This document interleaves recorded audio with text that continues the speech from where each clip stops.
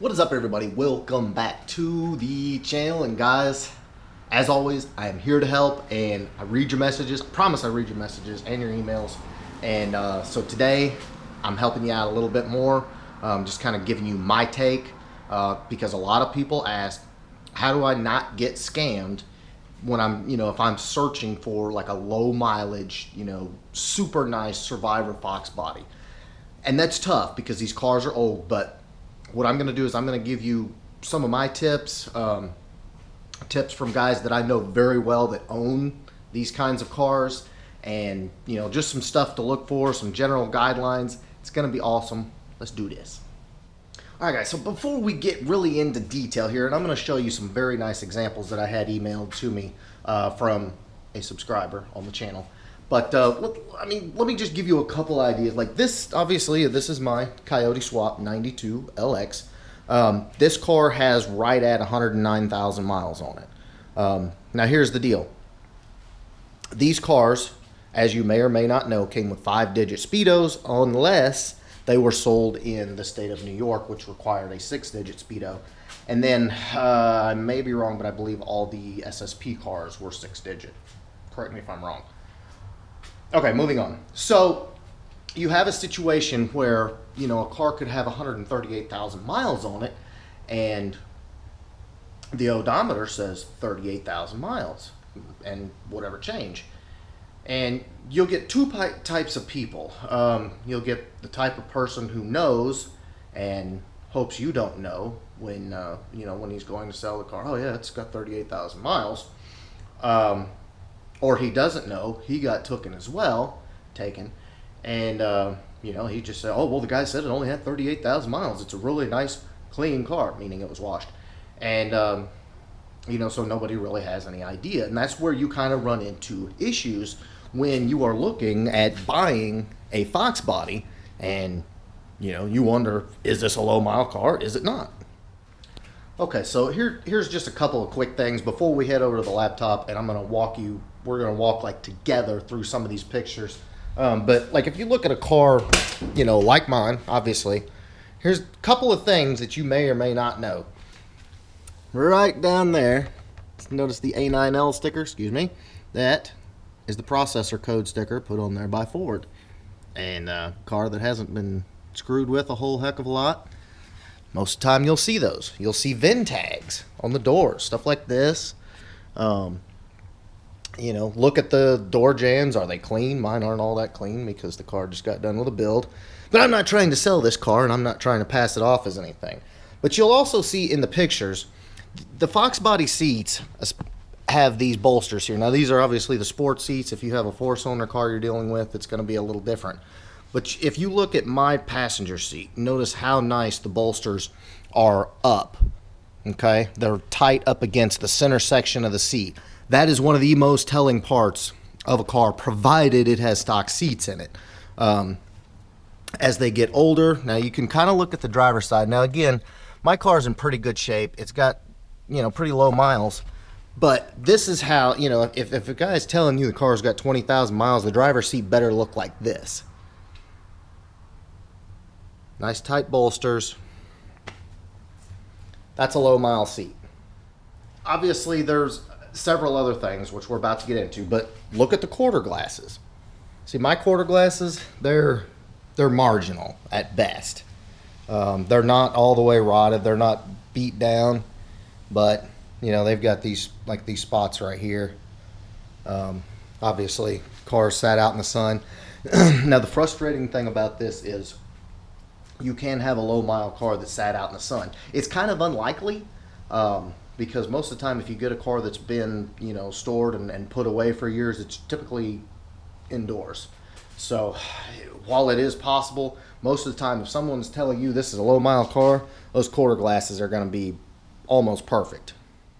Another thing you can look for is on your lights. Now, if this is a low mile car, it is possible a low mile car could be wrecked, but if it's a low mile car and it's a very nice car, chances are it should have the OE Ford lights in it. My car does not. They say Depot. I don't even remember where I got these things, but they've been on the car for years. See, they don't say Ford anywhere on them. So that tells you that the lights were worn out, faded, cracked, something like that, which is something that happens to a car with higher miles. So that's another good indicator. Look at your lights. They will say Ford. Now, my tail lights, they are original, okay? You can see right there. All I did is I took these off and had them smoked out. But as you can see, the original lights say Ford.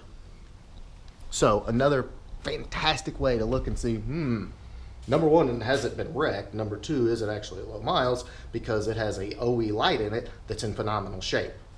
So here we go. This is James Gilligan's car. And James, if you're watching, I appreciate you sending me this. But he saw I was looking for a two-tone GT, so he sent me over pictures of his car that he's selling. The car's got 36,000 miles on it, and it's absolutely amazing. But here's picture number one. I want to point out a couple of things. Number one, being a GT, you notice how tight the ground effects are, and they're not wavy. That is a tall tale sign that the car not only was very well taken care of, it was taken care of inside, and got little to no, as far as driving and abuse, out in the elements. So that's a great thing to look for. Obviously, stock ride height, stock wheels. It's the windows have never been tinted.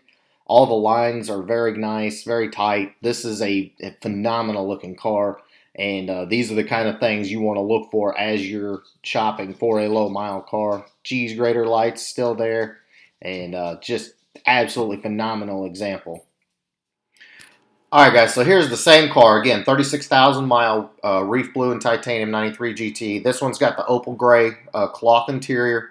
Freaking beautiful. Look at the bolsters. Bolsters are super tight. These seats have not seen a lot of asses in them for long periods of time. This is truly a low mile car. Here's another thing to look at. Look at the condition of the leather on the steering wheel. Freaking beautiful. It's shiny, not all jacked up. Now, here's the thing. You can replace those steering wheels, but you can tell they're not the original ones. You can tell. Same thing with the upholstery. You can tell because it's not right. The upholstery kits that they sell that are supposed to be this opal gray, I hate to say it, but they look like a burlap sack to me. I don't like them. They're not correct. You could never pass them off as correct. You can tell, obviously, this is the original seat, the original fabric, the original foam. This thing looks phenomenal. The carpet looks phenomenal. The opal gray looks great. You can even see the mat pockets. All the mat pockets are nice and tight. This is a super low mile car. This car is beautiful. Here is the engine of the same car, and let's go through a couple of things here. Obviously, it's got a cold air intake. It would literally take you 10 minutes to get rid of that, put the stock airbox back on, and get rid of that. Number two, you've got Ford Racing headers here. Now, here's the thing. When James sent me this email, it is James. Yes, it's James. He very clearly stated that the car did have these modifications. So, right there, disclosure to me is phenomenal. How long would it take you to replace it with the stock headers? Not long. Hour and a half, if that. Obviously, it's not going to have the stock battery, but you can go get a Ford battery if you wanted it totally original. But here's the thing. Look at these hoses. You can see the original Ford markings on the hoses. Over here on the radiator, this original radiator, you see that sticker right there in the corner. That's original. Here's another thing you don't see a lot. This little guard right here on the alternators. Yeah, most of those are long gone. I'm seeing VIN tags. All the wiring's where it needs to be. Everything's clean. The little cover on the wiper motor. This car is phenomenal. It has not been screwed with. This is 100% legit, a beautiful low mile example. Okay, guys, and you're probably looking at this picture like, why in the world are you showing this picture? This picture tells a very good story here. Here's a couple of things. The cargo cover is here. It is correct. It's obviously opal gray. That, while it may not seem like a big deal, that being there says a lot about the car and the owners that it's had, if it's had more than one owner. Here's the other thing, right there, the little cargo net. See the cargo net? It's still there. That came with the car brand new. These two items are typically gone, removed, put in an attic, a shed somewhere, thrown away, whatever, but they're gone. So this car having those, whew, very, very nice. And then just look at the carpet. The carpet is immaculate. Nothing's been back here. There's no scoring, no discoloration or anything on the plastics back there. This is another thing you can look at and say, wow, yeah, that's 100% legit. A very nice low-mile car. All right, guys, so last but not least picture that James sent. This is the front of the car. Now, you can just kind of tell when you look at the front of a Foxbody, especially having the three-piece headlights, if it's been screwed around with, because the alignment of everything will just be kind of off and nothing will look right. But if you look at this car's never been taken apart. You look how nice these lines, as far as the headlights line up. Now, you're going to have sag here regardless. I don't care what kind of car you got. You're going to have, Foxbody. You're going to have a little sag here. I'm not worried about that. What I'm looking for is this right here.